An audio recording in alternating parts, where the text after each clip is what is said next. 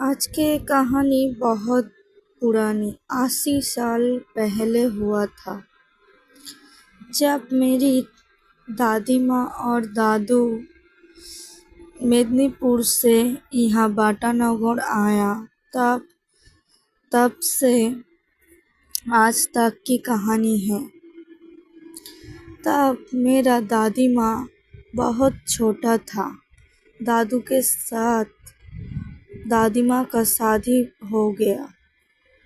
उस टाइम मेदिनीपुर में रहता था दादी माँ और दादाजी।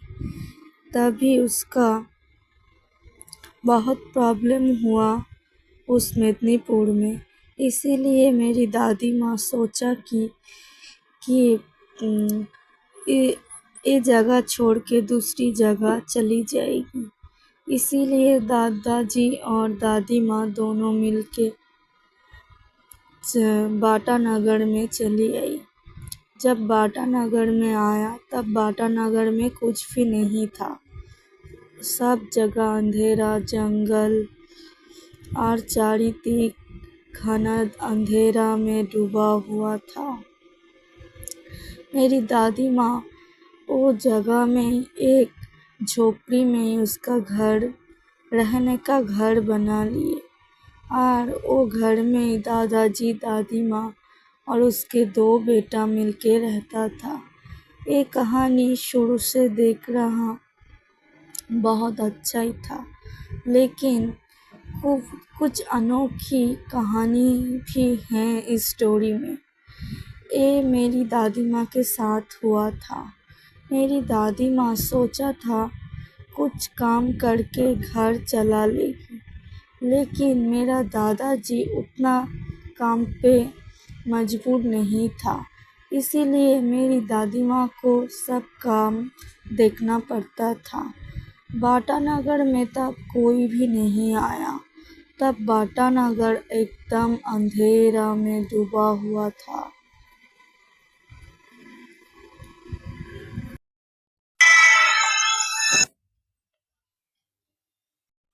मेरी दादी माँ बहुत मेहनत से एक छोटा सा घर तो बना लिए उसके रहने के लिए। तब भी उसका प्रॉब्लम सही नहीं हो रहा था। इसीलिए सोचा कि दादी माँ कुछ काम करेगा और उसका छोटा छोटा बच्चा को देखेगा। इसीलिए मेरी दादी माँ सब कुछ कर रहे, लेकिन उसको जीवन में कभी सुख ही नहीं मिला।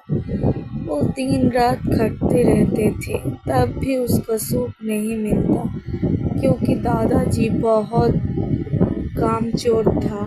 इसीलिए काम को देखते ही दादाजी घर में ही बैठे रहते थे, लेकिन कुछ काम करते ही नहीं। इसीलिए दादी माँ का जीवन में कभी सुख ही नहीं आया। इसीलिए दादी माँ दिन भर काम करते रहे और रात में अंधेरा में रोते रहे, लेकिन उसके सुनने के लिए कोई नहीं था। आस्ते आस्ते बाटानगर में लोग भी आना जाना शुरू हो गया। जब लोग आने लगा तब दादी माँ सोचा कि लोगों को घर पर काम करेगी। जितना सोचा था उतना ही किया है दादी माँ, और काम भी करने लग गया और उसका छोटा छोटा बच्चा को भी देख रहा। तभी उसका एक लड़की भी हुआ।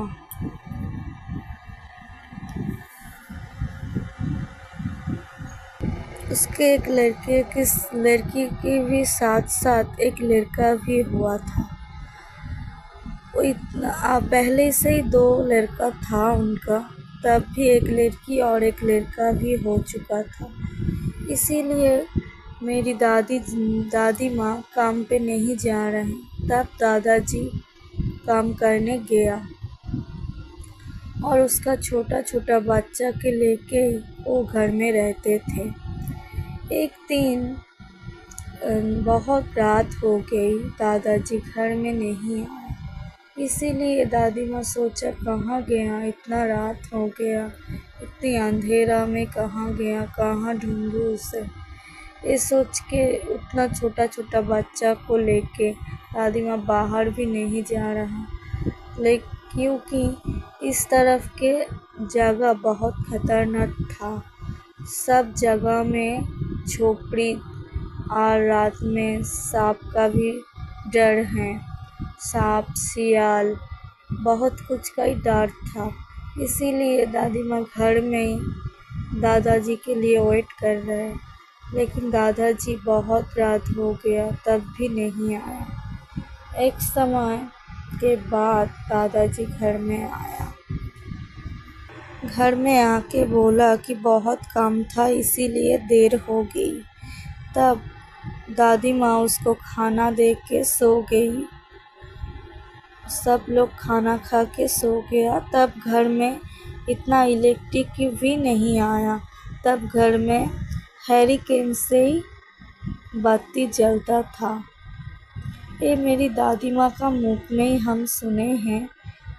दादी माँ तब छोटा छोटा बच्चा को लेके इस जीवन में बहुत कष्ट किया है। वो कोई आजकल के दिन में कोई नहीं कर पाएगी। तब उसका याद आया कि उसका छोटा लड़का जब इतना बड़ा हुआ तब उसने देखा कि उनको 2 लड़का को शादी दे देना चाहिए। इसीलिए दादी माँ उसको बड़ा 2 लड़का को शादी भी दे दिए और उनका घर अलग भी कर दिए। और उनका छोटा लड़का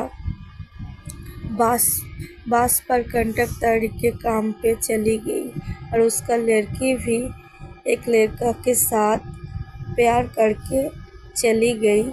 इसीलिए मेरा दादी माँ को बहुत दर्द हुआ कि इतना कष्ट करके लड़की भी उसे ना बोल के चली गई। इसीलिए दादी माँ रोज रोते रहे। और इस दिन देखा कि उसका छोटा लड़का भी शादी कर लिया।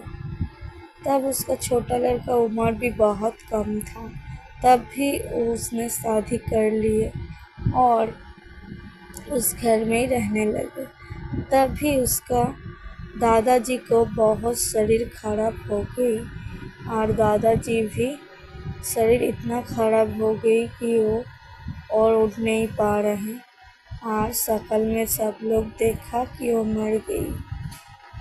इसीलिए सब लोग बहुत रोए, लेकिन दादाजी तो चली गई इस दुनिया को छोड़ के हमेशा हमेशा के लिए। एक दिन दादाजी जाने के बाद एक दिन दादी माँ देखा कि उसके घर के आसपास कोई आता जाता करता है। इसीलिए दादी माँ रोज़ रात में हैरिकेन जला के ही सोता था। एक दिन रात में जब हैरिकेन का केरोसिन शेष हो गया तब दादी माँ हैरिकेन जलाने नहीं पा रहे। तब उसने देखा उसके घर के पीछे कोई है और उसे बोल रहे कि मेरे साथ चली आओ, नहीं तो ये दुनिया तुम्हें कुछ भी नहीं देंगे। यही बोल के वो चली गई और मेरी दादी माँ सोचा कि मैं चली जाऊँ तो सब कष्ट जीवन से चली जाएगी। इसीलिए दादी माँ भी घर से बाहर गई और देखा कोई नहीं है। ये देख के दादी माँ बहुत घबरा गया। तो कोई तो था जो उसने बोला। तब उसको पता चल गया जो दादाजी था। वो देख के दादी माँ बहुत डर से घर के आके खिड़की बंद कर दिए। खिड़की बंद करके वो सो गई। लेकिन उस रात में एकदम दादी माँ को नींद नहीं आई। दादी माँ बहुत घबरा गया। इसमें रोज़ ही दादी माँ को इतना डर लग गया कि रोज़ ही वो देखते थे कोई तो आता ही है इस घर में, इस घर को देख रहा। तब उसका 2 लड़का का नाती पोती सब हो गया। छोटा लड़का का भी हो गया, लड़की को भी हो गया।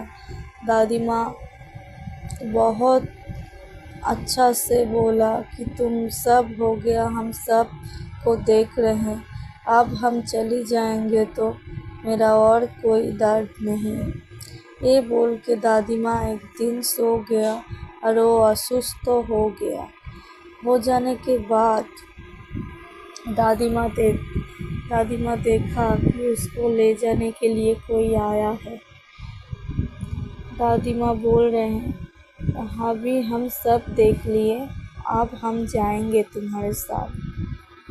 तो जब हम देखा दादी माँ किसी से बात कर रहे, तब हम दादी माँ को बोला, दादी माँ किससे बात कर रहे हैं? तब दादी माँ कुछ भी बोला कि तुम्हारा दादाजी आया है मुझे लेने, हम जाएंगे, तुम खुश रहना। ये बोल के दादी माँ बहुत असुस्थ हो गया, उसको अस्पताल लेके गया, लेकिन उसका शरीर और भी खराब हो गया।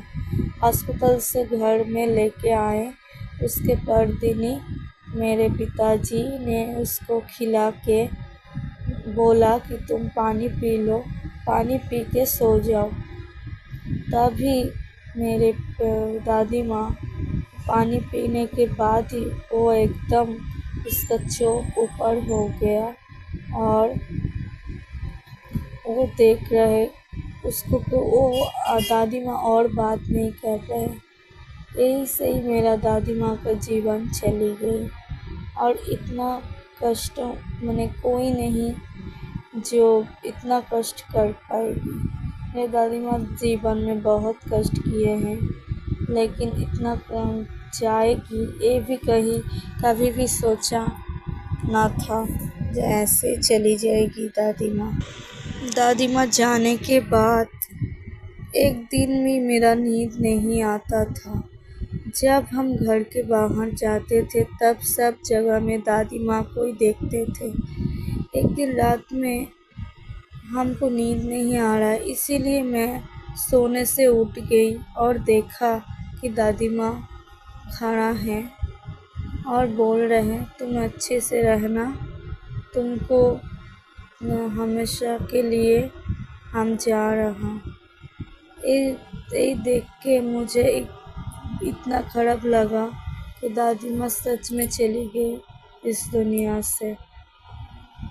जहाँ हैं दादी माँ और दादाजी, अच्छा से रहो, यही दुआ करती हूँ मैं।